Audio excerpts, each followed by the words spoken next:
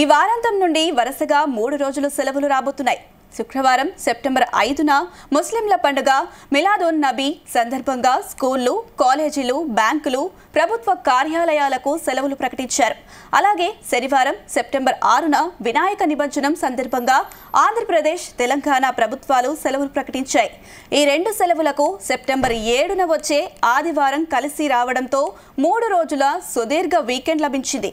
ఈ 3 రోజుల సెలవులతో పాటు సెప్టెంబర్ 21 నుండి 30 వరకు బతుకమ్మ, దసరా పండుగలకు కూడా సెలవులు ఉండనున్నాయి.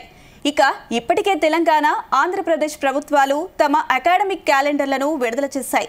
సెప్టెంబర్ 21న బతుకమ్మ పండుగతో స్కూళ్లు, కాలేజీలు, కొన్ని ప్రభుత్వ కార్యాలయాలకు సెలవులు మొదలు అవుతాయి. మొత్తంగా సెప్టెంబర్ నెలలో ప్రజలకు, ముఖ్యంగా విద్యార్థులకు సెలవుల జాతర అని చెప్పవచ్చు. ఈ సెలవులను సద్వినియోగం చేసుకుని కుటుంబంతో, స్నేహితులతో ఆనందంగా గడపవచ్చు.